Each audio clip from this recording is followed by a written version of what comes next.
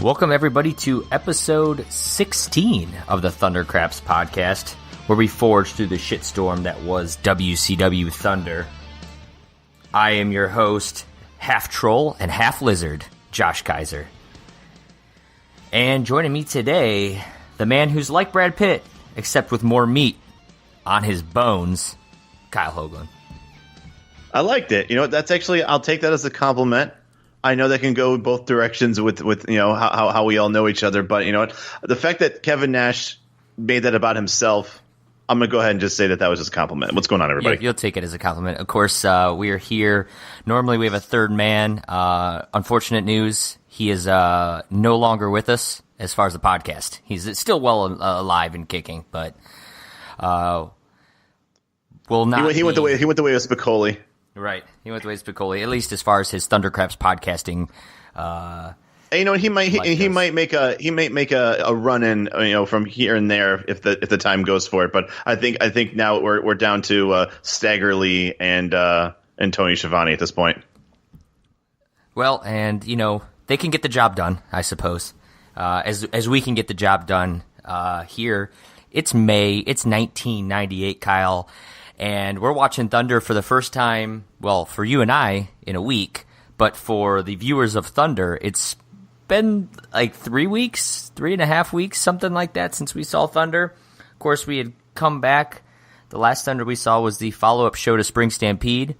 And now we're at the go-home show for Slamboree. So we may have missed a few things, but as we go through the show... It's like missing a full mini season of a show, because you're going from like the end. We went from the very beginning of the kind of the residual effects of the last pay-per-view to now this is the storylines going into the new pay-per-view, and obviously there are a lot of questions that need to be answered, and Thunder of course is going to answer all of them for us. That's right. They'll let us know what we've missed. I feel like I went into a coma and woke up, and it starts right from the beginning. The first replay, it's from the past Nitro. Of course, the Giant comes out rocking that NWO shirt, which is obviously already we're just cooking. I think last time we were talking about Thunder, the last thing we saw was the Giant and Sting in the ring, like, you know, throwing NWO members out of the ring and challenging for the tag titles. So yeah, challenging the outsiders. So here we are. We got the Giants there rocking the black and white. He's standing there with Hogan and the Disciple, and Piper's there taunting. Sting is up in the rafters, and Kevin Nash is in the ring. So we got all kinds of chaos going on. And we're going to cut into Thunder now. We're live from Durham, New Hampshire. We've got, Tony says we got many questions heading into Slamboree Sunday. Kyle, for you and I, we have about 1 billion questions as we head into Slamboree. But the only one I don't have to ask, and I was thinking about, is like, man, Thunder really loves their college campuses. And I don't know if it's because that whole like Nitro party stuff, and they're trying to get people like signed up. I don't know what the Nitro girls are doing on Thunder, or like what their job is when they're not dancing around.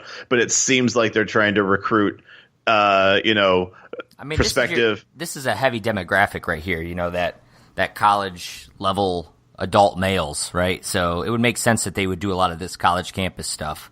These are the type of people that would put their own friends in the torture rack. That is true. So we've got Tony, of course, leading the commentary. Bobby the Brain Heenan gives you the A-OK sign, and then Lee Marshall follows it up with the peace sign, which I thought was just... They've been doing that for weeks. I've never noticed them both do it like that. I don't know. The first time I saw them all do it together, I saw Bobby give like a weird side glance to Lee Marshall, almost like he always does the A-OK, and then this is like almost like Staggerly has to do something. Right. And I think Bobby doesn't like that. I wouldn't blame him. The big questions you're going to say is where is Sting cited in all this? Of course, him and the Giant are teamed up still against Nash and Hall for the titles this Sunday. They want to know where he lies. Is now you've got the NWO, and you've got Sting, and you've got now the Giant in Hogan's side of the NWO. We find out that Randy Savage and Bret Hart will be wrestling, and Roddy Piper is going to be the special guest referee for that. Then we're going to go to our second replay of the night, and it's Savage from the last Thunder that we watched, where he calls Bret Hart a loser. And then we're going to get our first sign of the night, Kyle. It's actually two signs side by side. The first says Wolfpack is just too sweet, and the other one says Wolfpack Red and Black Attack. The only reason I'm mentioning these here is because, well, it's official. The Wolfpack and the Red and Black NWO must be a legitimate. This must have been the split between the Black and White and the Red and Black that we somehow missed. Yeah. Yeah. So obviously you knew Savage and Nash. Damn you, opening baseball season. So we've missed all of it. Full disclosure, I've tried. I'm not caught up all the way. I tried to watch some of these Nitros. I got all the way up into the last one. The Giant must have joined the NWO the Monday leading up to this, so that would have been like the 11th or something like that in May. So he was not a part of the end. He actually wrestled the NWO the week before, so he just turned. So I'm going to try to go back and watch that and see how it unfolded. But the Red and Black's been a thing for a couple of weeks now, and now here they are. So you see the Wolfpack is a thing. You got the Black and White, and now they really want to know where Sting lies with all of it. We're going to move into our special look at Chavo and Eddie Guerrero.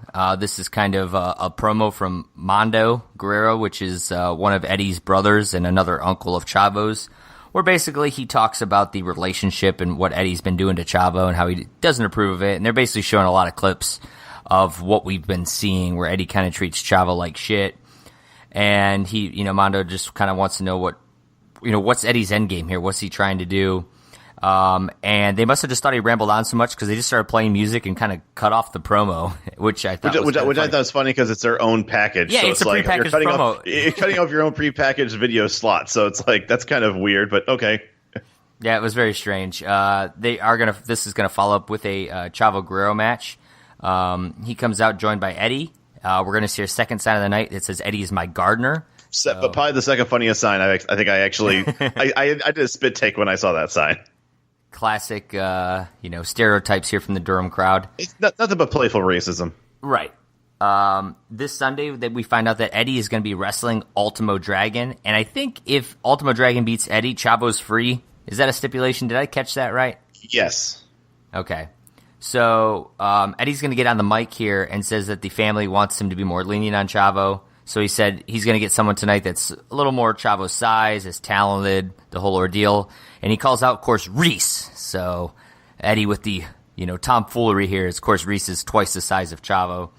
At least. Yeah. Though, let's be honest, Chavo's probably 15 times the wrestler that Reese could ever wish to be. That said, naturally, as you can expect, the larger, much, much larger Reese is going to overpower Chavo. The Eddie sucks chants are in full effect. So really, this whole angle with Chavo and Eddie, it's done great to give Eddie a lot of heat and probably a little sympathy for Chavo, but we'll see. Chavo is going to get to the top rope. Eddie's going to distract him. Chavo's still going to jump off the top rope, and he's going to get caught in kind of like a double arm choke slam from Reese. That's going to be your match. He's going to win. I gave it a star and 3/4. This was basically for the storytelling aspect. I wasn't crazy about the match itself. As you could expect, Chavo versus Reese is not going to be a show stealer. Yeah, I gave it a star and 3/4 as well. The storyline continues. I do like the decision to put Reese in the match just because it's kind of a gag fight in a sense for Chavo. It's creating that rift still more. Obviously, I even as good as Chavo was, I still believe that Reese was going to win, even if this was a clean match. I actually still saw Reese winning this anyways, just because of this is the size difference anyways. But obviously, Eddie was there to not help the cause. We all know that Reese, his complete body of work has led us all to believe he's a terrible wrestler. But this at least progressed something in a good way. So for at least that, I get at least Reese did what he was supposed to do that night. Yeah, absolutely. I'll give you that. After the match, Eddie's going to continue to do his normal dissing and yelling and talking down of Chavo. This leads to Ultimo Dragon's going to come out and kind of sneak up behind Eddie, and he's going to lock in the Dragon Sleeper, which, by the way, I just remember how much I loved that sleeper finisher, and I love doing it in WCW NWO Revenge. Like, it's just such a cool sleeper move, I guess. Ultimo Dragon has always been just if he's in a video game, he's probably top 5 as far as like the cooler wrestlers to use.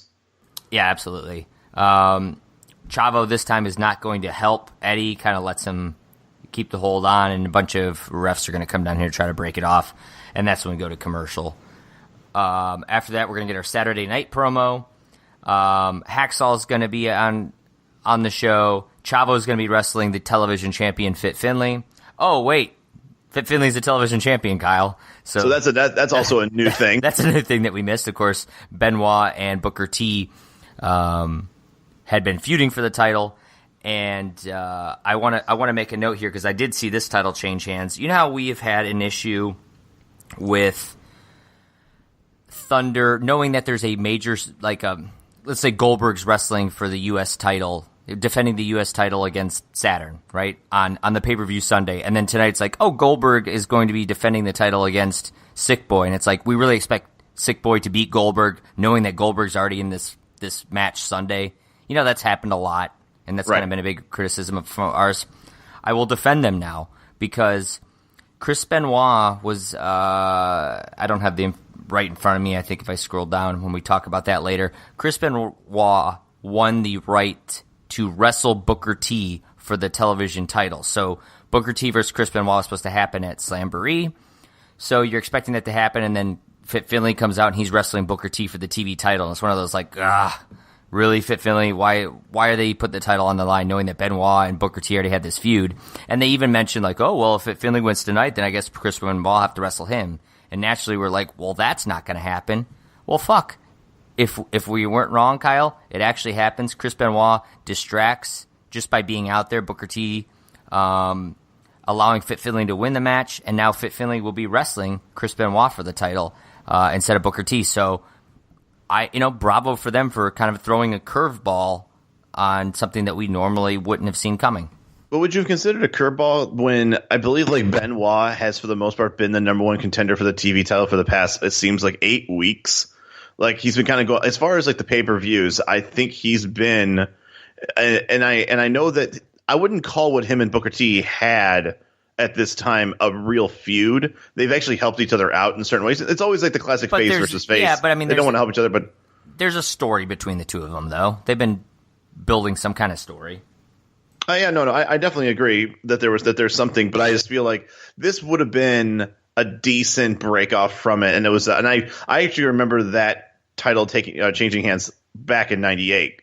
I actually remember watching this match. I think Benoit just walks down to the ring and just kind of he's kind of ringside, and Booker T just sees him. They jaw at each other. He turns around and takes the tombstone and loses. Well, right, and I mean I knew that Fit Finlay was a TV champ, like all that. I'm just saying, like, we have criticized for weeks about how they have these unnecessary title matches, knowing that at the upcoming pay-per-view, there's a title match that's not involved with the one guy, and they always kind of give if this guy wins, I guess he'll defend the title. And it's like, come on, that's not going to happen. But they actually did it here. So I think for that, like, if we didn't know Fit Finlay was a TV champ at this point, I would have never expected Fit Finlay to win there, knowing that Benoit and Booker T have had this story building, and they have a match coming up on Sunday. You know what I'm saying?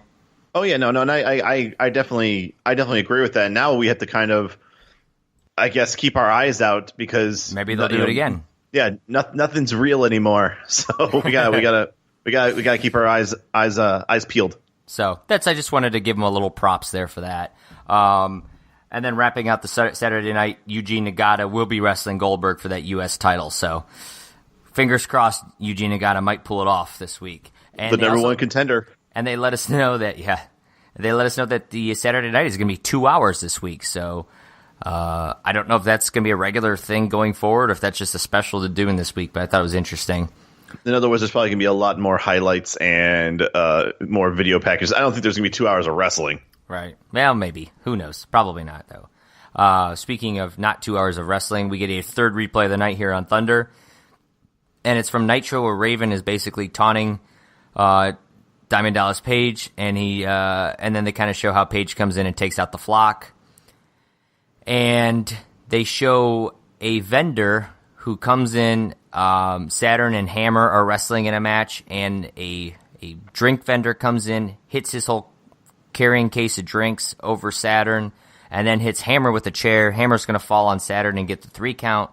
Kyle, you and I recognize this vendor as Chris Canyon, but at this time he's just a vendor or a fan or something. They're not really sure what to make. Right. I don't even think anyone has even said, "Oh, wait, that's Mortis without his mask." Like, right. No one's said anything about who this guy is. Correct. Yeah, nothing. So We'll have to wait and see how long that takes. I'm going to guess. Well, it took 4 weeks for the disciple to be named, so God knows how long this is going to take. Right.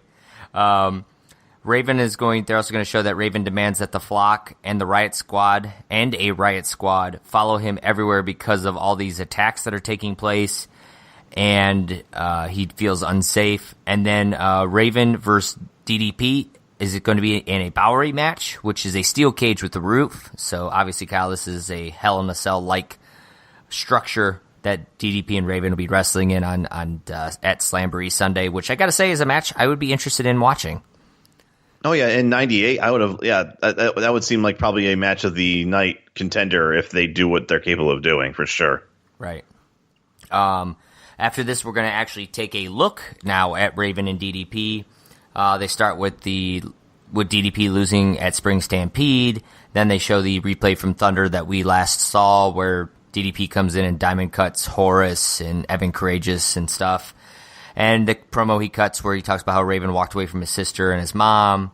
And then they show him battling with a bull rope from Nitro. And at one point where he actually just hangs Raven from it. And by the way, is it? I understand it seemed like really tense and like really action packed, but I feel like when a cowbell or a bull bell is constantly going in the like how loud that is, like it kind of like makes it comical, a little bit. Yeah. And like I didn't like that because I felt like this was a really, really like interesting and gripping television, but yet at the same time he's dragging Raven around and this bell is just going off, like just clanging, and there's just I can't take it seriously anymore. I was completely removed from the element because of that stupid bell. Because of the bell, yeah, I could see that.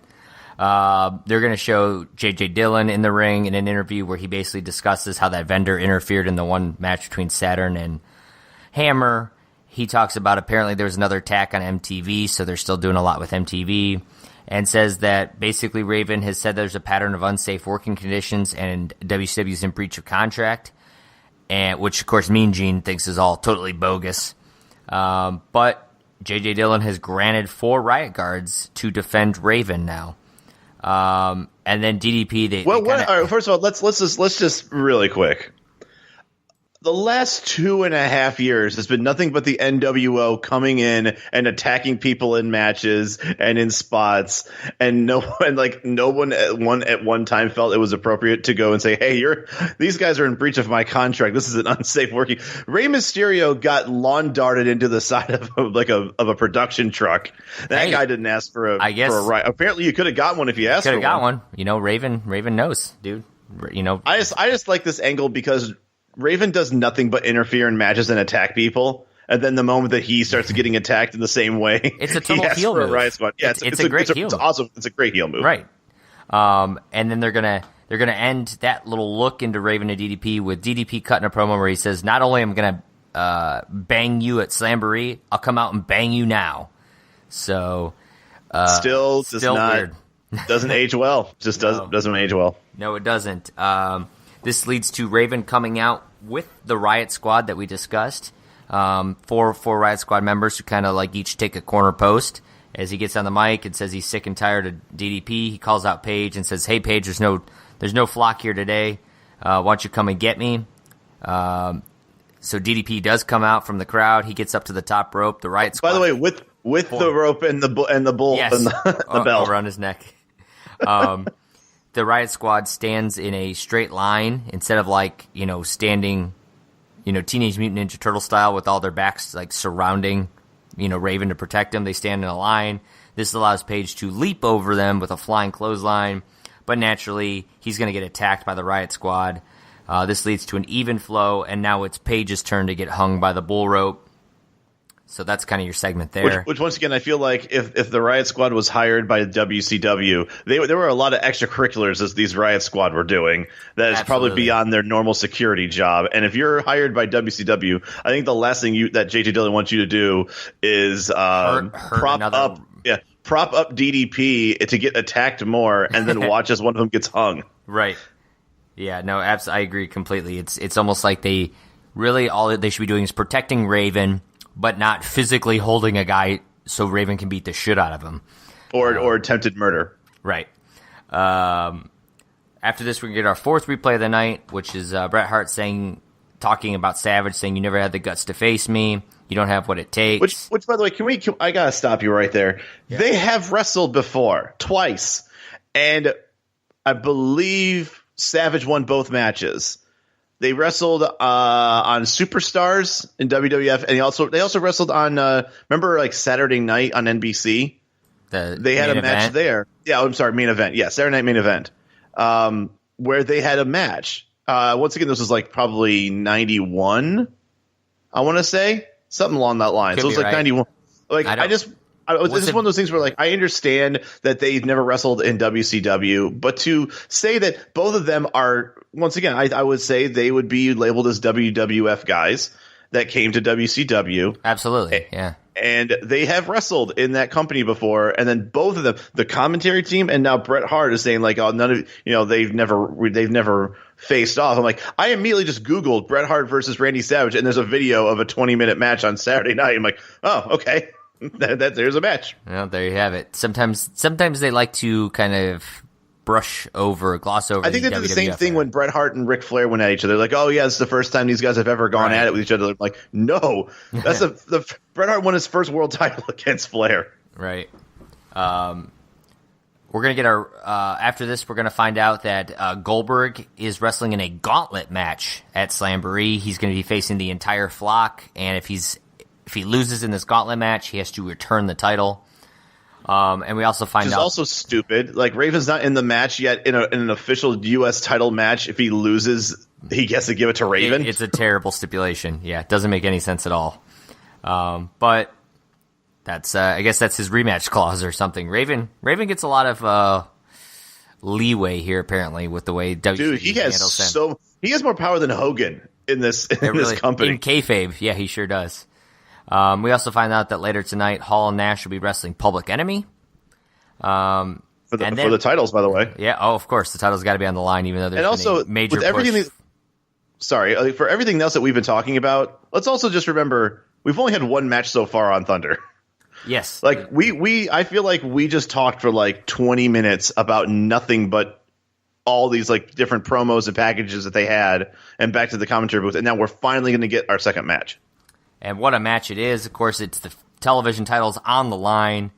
Chris Obviously. Benoit had to wrestle for the right. Chris Benoit literally beat Booker T for the rights to wrestle for the TV title at Slamboree. And tonight, Fit Finlay, who is the champ, will be defending it against the current number one contender, Kaos, of course, of High Voltage. What a slap in the face that one half of a tag team that's mediocre at best is the number one contender right. for a title. It's such a joke.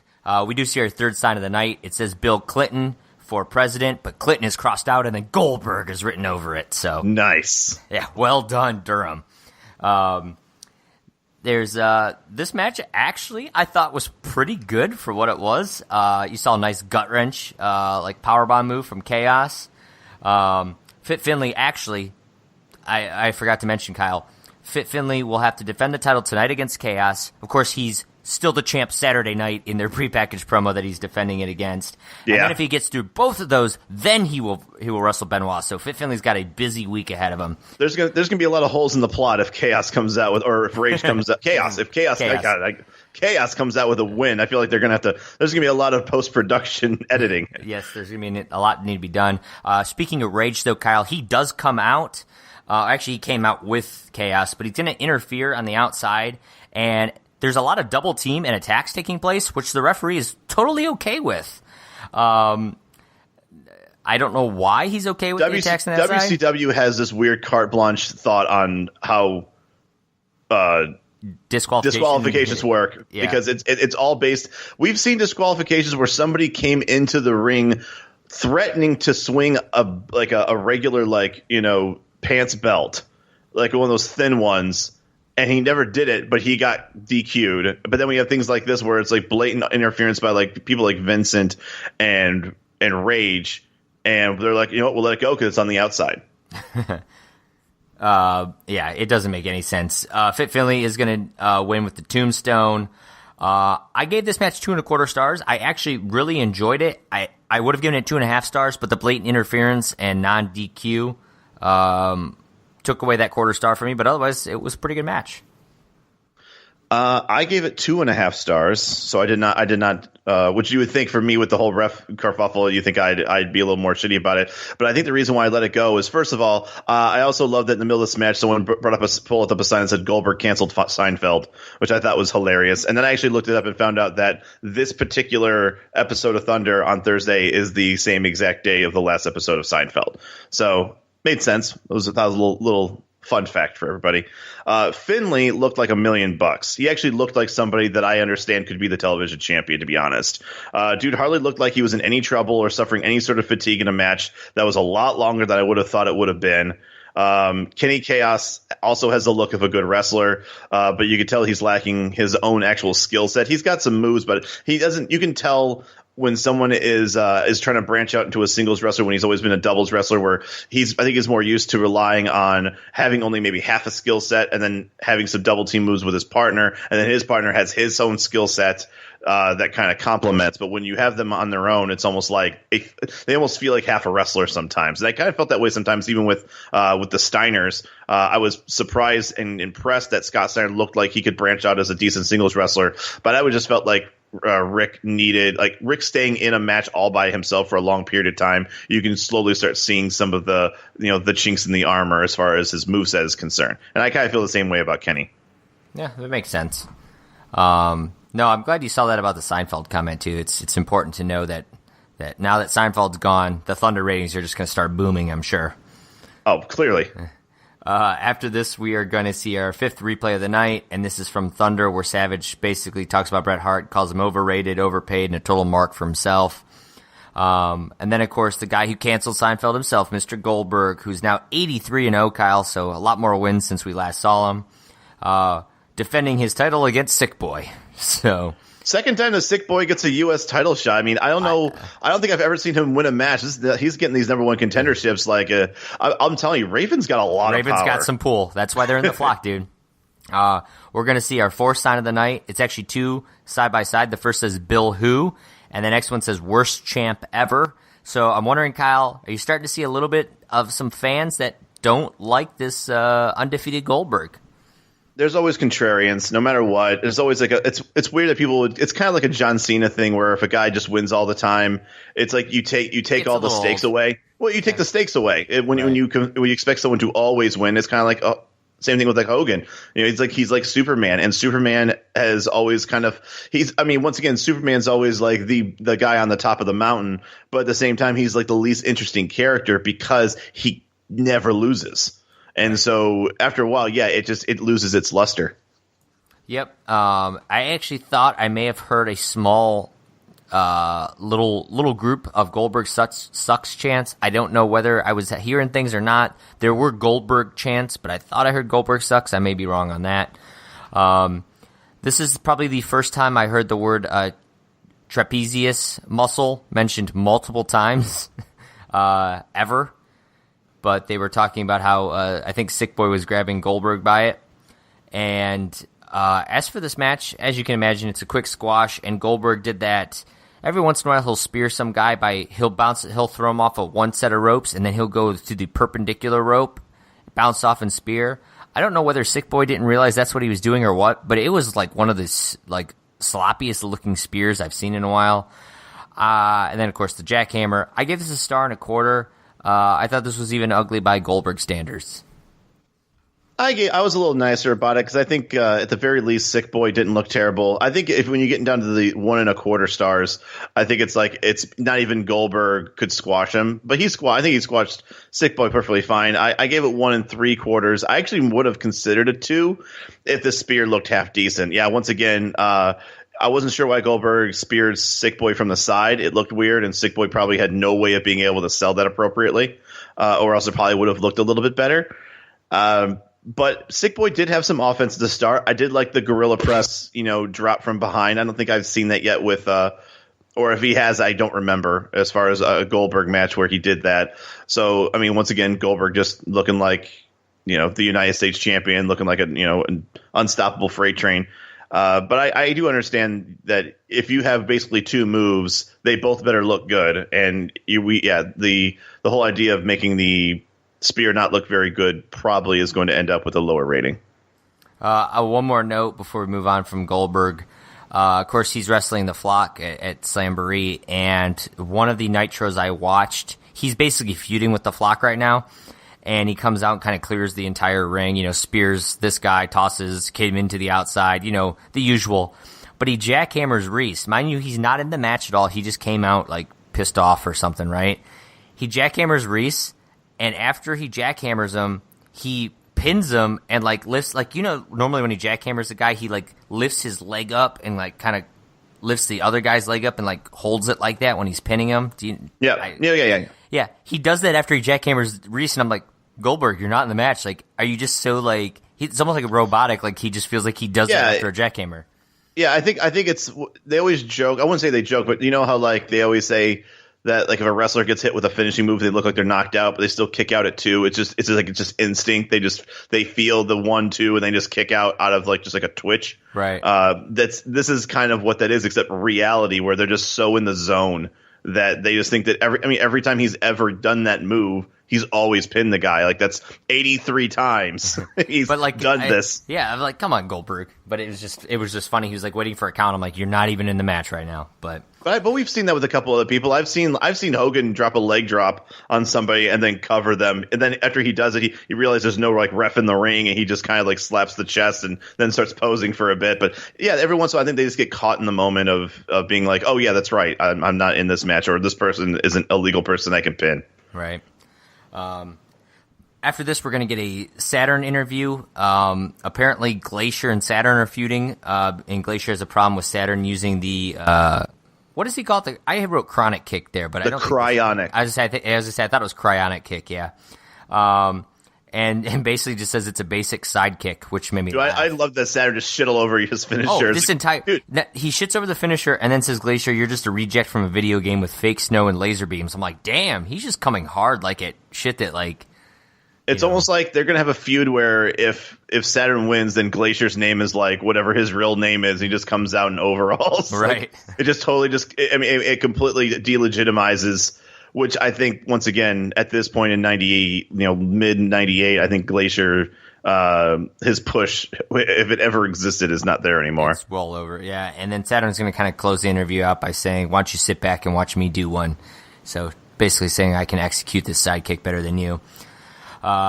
Next, we've got Chris Adams, Kyle, returning in the Battle of the Super Kicks, apparently, as he'll be wrestling Saturn, accompanied to the ring by Kidman. This is where we're going to see our 5th sign of the night, which says McMahon fears the challenge. We'll just hold off on discussing that because it comes into play in a little bit, so no bother worrying about that right now.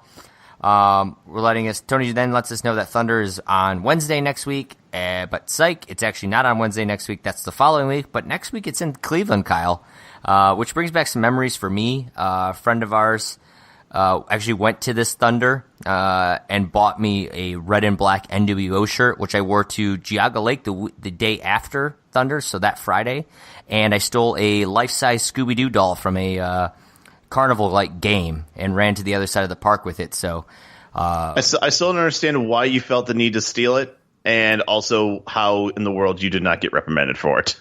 Well, there was one guy running 3 different booths, and I was standing at the one booth, and I wanted to play this game to try to win a prize, and he wasn't coming, and we're just getting irritated, and there's 2 people standing there behind us, and dude, just take something, we don't care. So I hopped over, grabbed the biggest thing, and just took off, and they started laughing, didn't expect me to grab the biggest toy. Well, yeah, dude, you're gonna get a free toy. You're going for the cut. It's always small, medium, and then choose, and your choice. And I was wearing that red. I was wearing that red and black, dude. I was repping the Wolf Pack. I wasn't gonna be pussying down. You know what I'm saying? I mean, you basically just had all the confidence in the world. That was your bravery shirt. That was.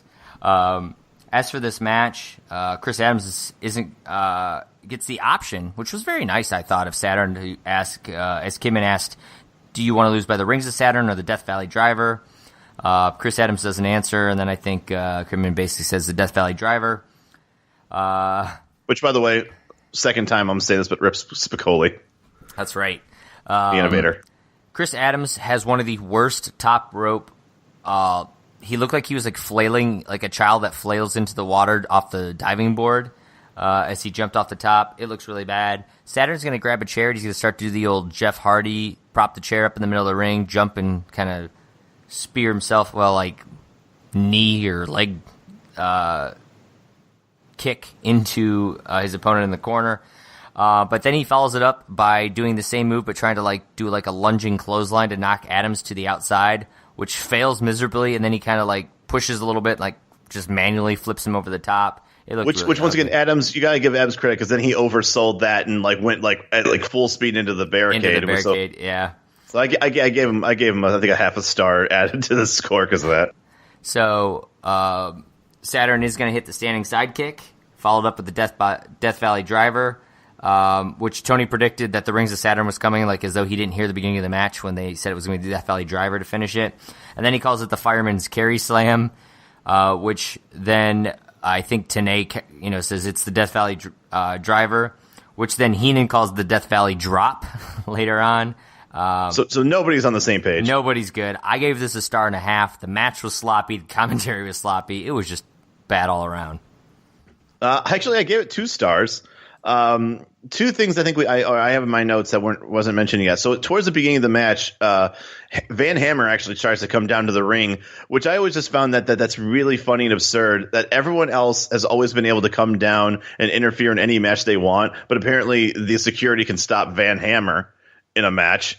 I just don't you think that anybody who comes down the ring during a match that there should be security, but there never is, except for this match with Saturn. And so Hammer wasn't able to make it to the ring. There was also a spot in the match where Saturn gets hit with an enziguri by Adams, and Saturn just looks like he just pencils it right into the mat. I don't know if that was a really good sell or what. If he did oversell it, I think he did. It's an enziguri. I don't think you should just be able to fall forward and that's it, and just fall on your face.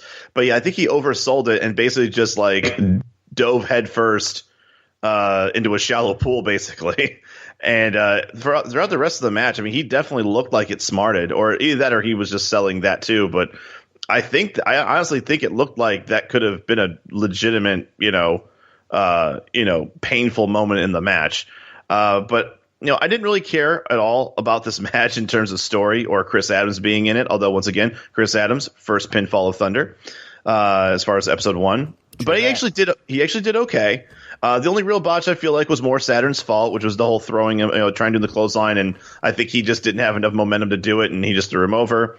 Also, it's the first time I think I've seen the Death Valley driver, either on Nitro or Thunder at this point, so I was glad to see that as well. Yep, it was the first time for Thunder. I think he started doing it on Nitro recently, but first time for Thunder for sure. After this, Kyle, we're going to get Rage, who will be wrestling in singles action versus Chris Benoit. The graphic said Chaos would be joining him, but apparently Chaos is not going to join him, so it's just Rage out there. Rage showing his power early as he's, twice the size of Chris Benoit. This match was basically just a chance for the commentary team to discuss Sting and Giant and, where Sting's allegiance is going to lie now that the Giant has joined the NWO. At this point, we're going to see our 6th sign of the night that says chops are cheap, which made me laugh because I kind of agree with it. The old knife edge chop is just like a way to get some cheap slapping in a match. It may look painful and stuff, but I think it is a cheap move. You know what I'm saying? Well, I don't do. I will. As a person who has taken a few chops from my friends in the days, if someone gives you a good one, and I'm sure. I think, was it High Chief Maivia, Ric Flair, Prince Iaukea? They could light someone's chest on fire with those chops. Oh, sure, but I do think it's a cheap move.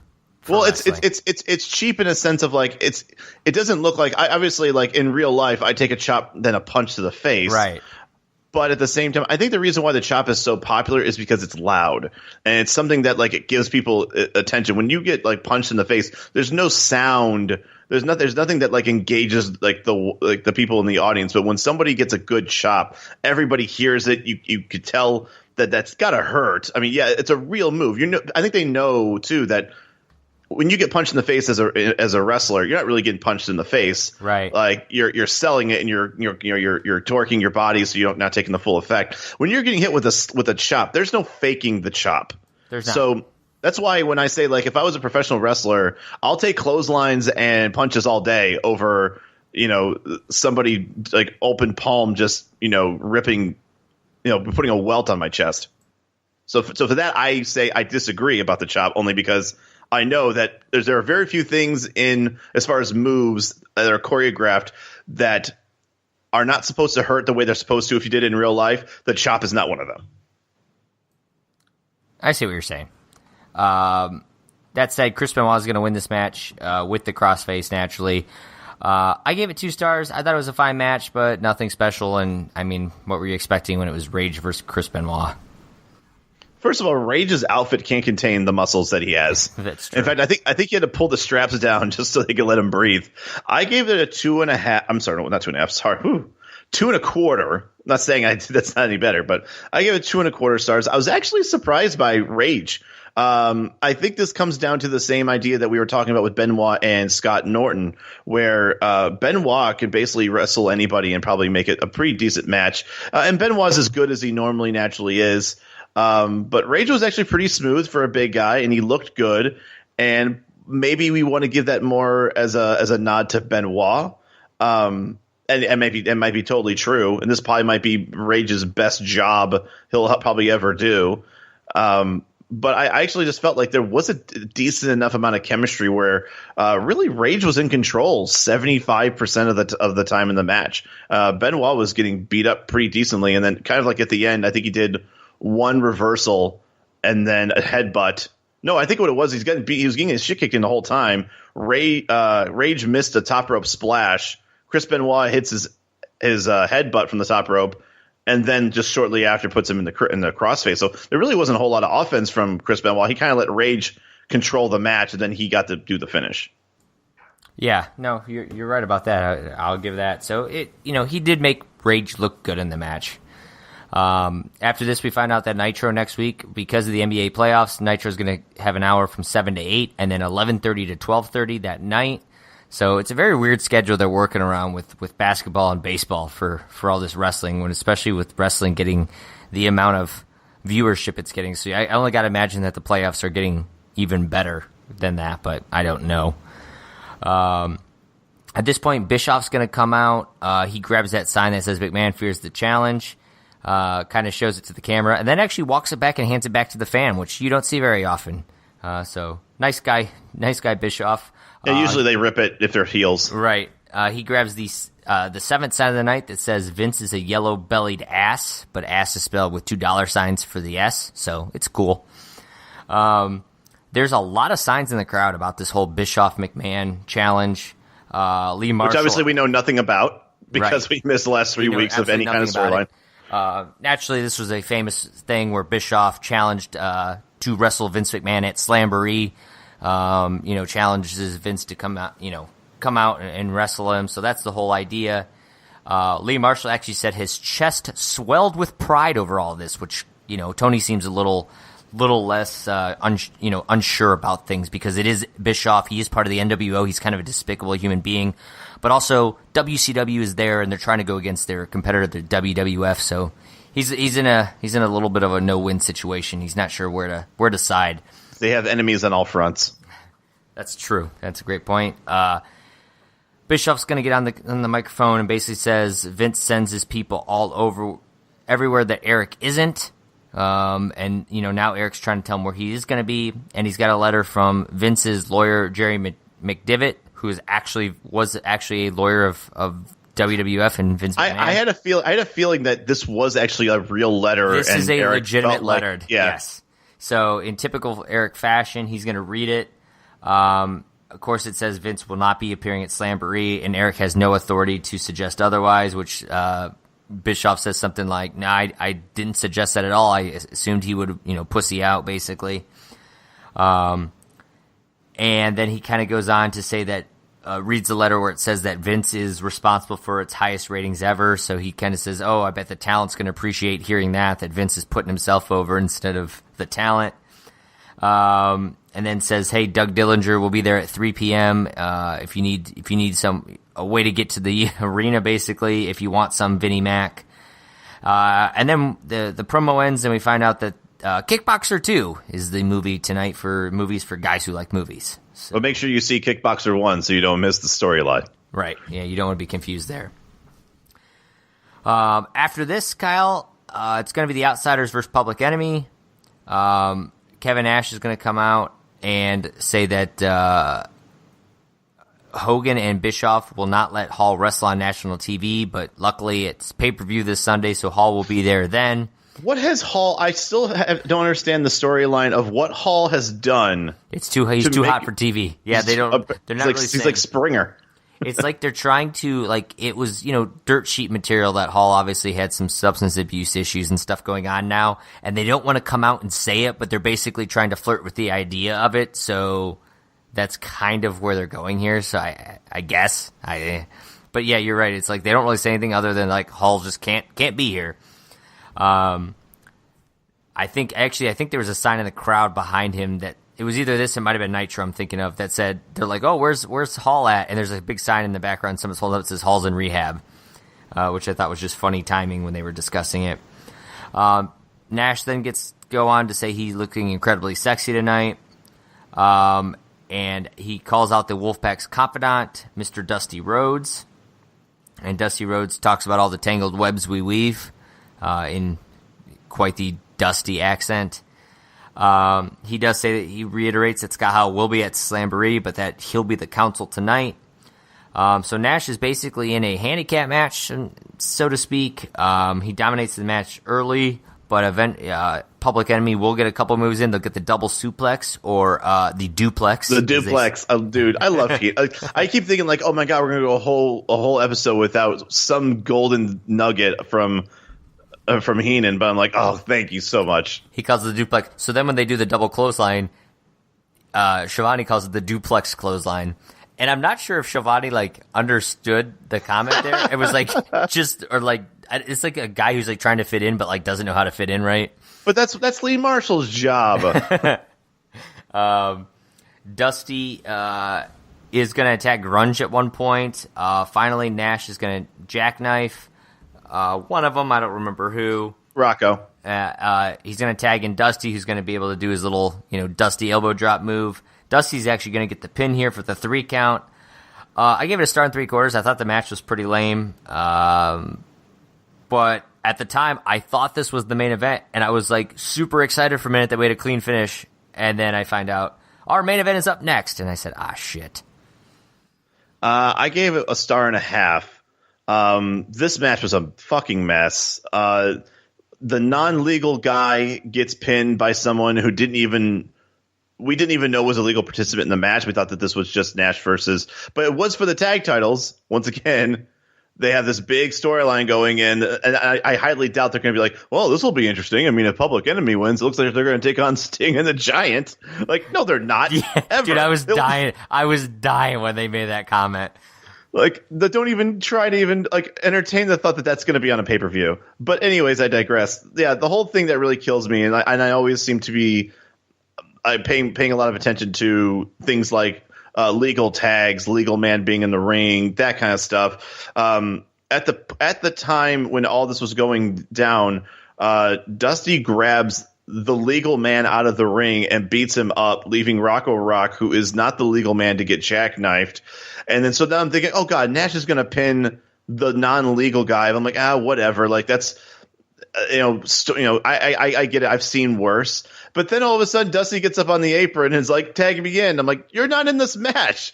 And then he does, and Mickey J's like, okay, go for it, buddy. And then he does his cool little, it's like the old man people's elbow. And the shake and bake elbow, yeah. Yeah, and then he pins the guy that's not supposed to get pinned by the guy who's not even billed for the match. It was just, it was such a fucking mess. So what did you rate it? I missed that. 1.5. All right, so then we do go to our main event, Kyle. Macho Man versus Sting. Macho Man's going to come out. He's actually going to grab some signs and then just throw them on the floor. So, like, Bischoff, as the heel, handles the signs much nicer than even Macho Man does. This match is going back and forth for a minute or two, probably, and then Savage is going to hit a low blow, and then Bret Hart's going to come in. There's your chair shot disqualification that we were all expecting.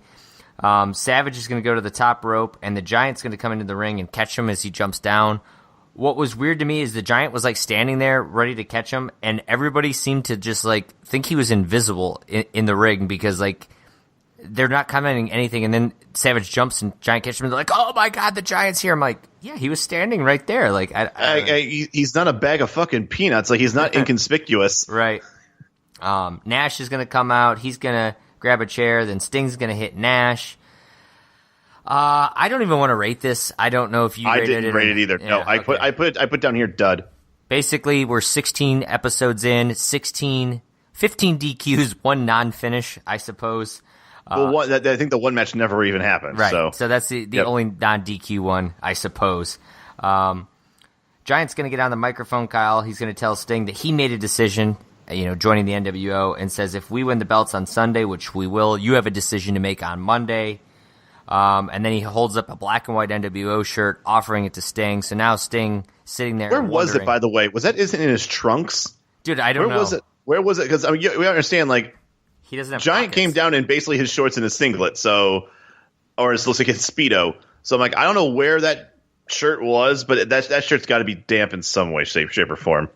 Yeah, you would think so. Needless to say, that's going to be the big storyline as we head to Slamboree. But then Lex is going to come out. He's going to be talking to Sting, so he's trying to put his input. Like, dude, are you staying in WCW? What are you doing? Are you even considering this offer to go to the NWO that we've been fighting for the last year and a half or so? And then commentary team's going to close the show out by basically saying Giant laid one of the biggest questions in the history of our sport. So, Kyle, that is our show. What did you think about this go home / follow up Thunder? Yeah, what'd you think? There were a lot of questions, and I think there was just more questions that now I didn't know were questions until now. I've seen the show, so now not only were the questions not answered from before, but now there's more questions. Overall, if it wasn't for the very end of the show and the furthering of the Sting NWO angle, which once again was like the final 3 minutes of the whole damn show, I would have found this Thunder very, very lacking. The match quality was not good. That it's a little scary when probably Finlay and Kenny Chaos have the match of the night. Yeah, that was your match of the night. Yep. Yeah, so I do appreciate the recap, though, and I think the main reason why I appreciate it so much is because of the fact that we missed so much. But at the same time, there was a lot of it. I mean, we were talking after the Chavo match. It just felt like we went on and on and on about all these different promos, packages, and whatnot. It took a long time before we talked about a second match. That same formula of defending titles on Thunder when there's already a promotion for these titles in place for a pay-per-view. We had that with the TV title, the U.S. title, and the tag titles tonight. I'll never understand that. I understand that you mentioned that Finlay was actually part of the positive side of that, where it actually did happen. So I guess we'll see how things go. But even in the promos tonight, I think Raven DDP kind of thing going on, and then the one with Bischoff, they were okay at best. Especially with this being a go-home show, Slamboree was sort of kind of promoted. There's still a lot more on the card that was not really discussed at all, other than maybe like a slight mention. I would not consider this a very good go-home show if the biggest focus for Thunder was the story between Sting and the Giant for the tag titles and Sting's, whether or not he's going to join the NWO, which I maybe it's more important than I'm giving credit for. I still consider that sort of a middle-of-the-road development story. Well, I mean, I agree with you. Thunder was weak overall. The matches weren't very good for a go-home show. That made it even weaker. The only thing I will argue is the Sting's question mark, where he's going as far as, black and white, red and black, WCW, where his allegiances lie. That is your story going into Slamboree. That is that tag team match for the titles. That's your main event, because I don't think Hogan's on this card, is he? You know what?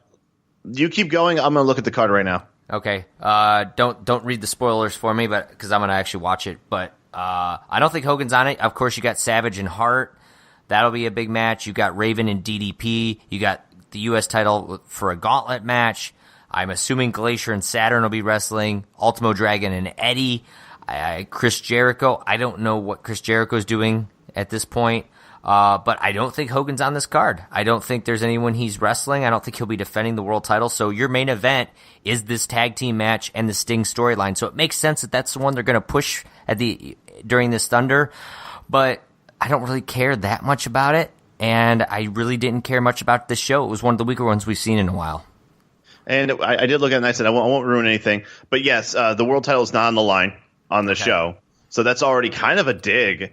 And we haven't discussed anything about the cruiserweight, kind of story going on. I don't think that was discussed at all on this Thunder. But it is being defended. But I don't know what the storyline of it is. Right. I mean, all that I can say is from watching Nitros, it's been a lot of Jericho talking about how Dean's been a quitter. So I don't know if this is the Jericho defending against the winner of the Battle Royal. It is. Okay. It is. So that's a classic. Go watch Slamboree, if for nothing more than that Battle Royal. Totally worth it. Jericho is entertaining as hell. As is Cyclope. That's correct.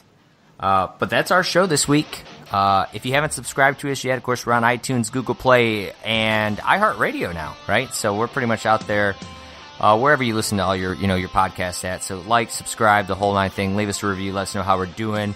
Give us a follow. We're on Twitter. We're on Instagram. You can always go to thundercraps.com for all of our social media accounts, past episodes, everything. And go check out the May 21st, 1998 edition. We're in Cleveland, Ohio, Kyle. I can't wait to see what happened that night. I'll see you at the Gund. And, of course, the day that follows that Thunder is when I go run wild with the Wolfpack at Geauga Lake. So for Kyle Hogan, I'm Josh Kaiser, and we will see you next time on the Thundercrafts Podcast. We are cryonically out of time.